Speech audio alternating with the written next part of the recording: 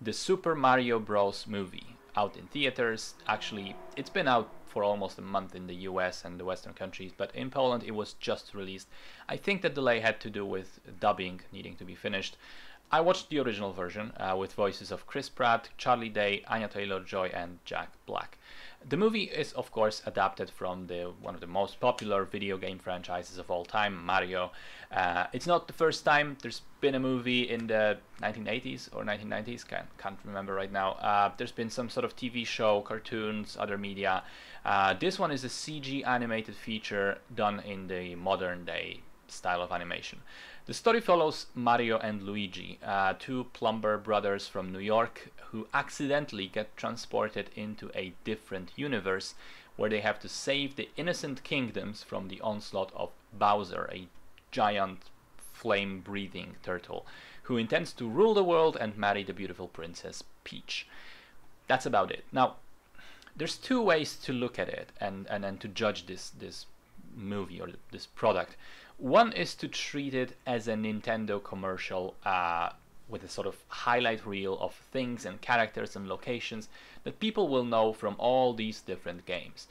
And as that, I'd say it's probably pretty good. I think people who are already fans of Mario will appreciate the colossal number of references, callbacks, and elements borrowed or straight up taken from the games. There's a moment which is ripped from Mario Kart, there's one from Donkey King, there are numerous others that I didn't even recognize because I'm personally not a big Mario fan. But it feels like every single shot has this thing going of, oh look, remember this location from that game, or this character from that other game, or this power up, or this costume, or this sound, or this whatever. Problem is, and this brings me to the other way of looking at the movie, problem is that all of those references are just a chaotic mix without any coherence, rhyme, or reason. Because the other way of looking at it is to try and judge it as a film, as a standalone piece of media or art that exists without the baggage of the rest of the franchise, of everything else that's thrown in there. And I'm sorry to say this, but Mario is a terrible film. The story is paper thin and at the same time utter nonsense.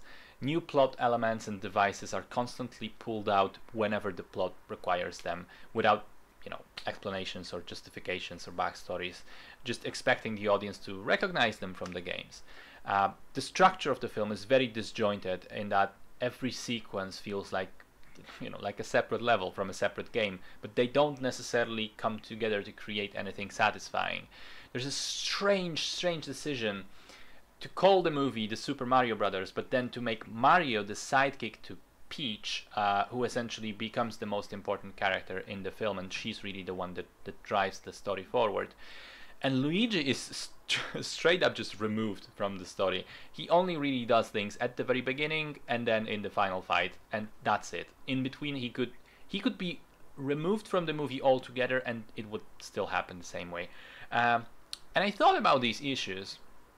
And I thought, well, this is a movie mostly for kids, so maybe it won't be such a problem for them. And I expect it won't. But I also thought, if I were to take a kid to see a film, even a cartoon film, I'd like to know what the moral of the story is, if the kid can take something away from it, some sort of lesson. And the only lesson in Mario is to gather power-ups and kick ass. There is zero character growth, change. None of the people in the film learn anything at all. There's just nothing. Chris Pratt's voice acting isn't as annoying as I thought it was gonna be, admittedly, but he's still just Chris Pratt doing Chris Pratt voice. So there's not a lot of acting going on there.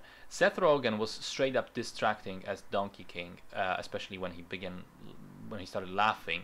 On the other hand, though, Jack Black is the highlight of the film. We knew beforehand that he's a terrific voice actor, and he proves it again. And especially his singing scene was the highlight of the movie for me. It was my favorite moment.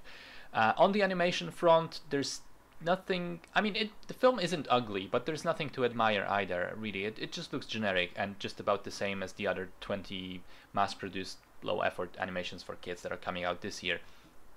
Overall, I have to say I didn't like it. At some point, I just mentally checked out and realized that I stopped caring about anything that happens, because the movie does nothing to make me care, other than repeatedly just throwing shit that I should recognize from the games in the hopes that this will distract me from noticing the fact that there's nothing going on underneath it.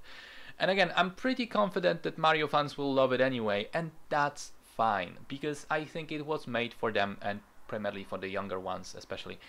I'm just saying that I'm coming into this as an outsider to the franchise and someone who likes to break down movies, and there's not a lot of interesting stuff to break down here. It's simply a very low effort, disjointed commercial pretending to be a film.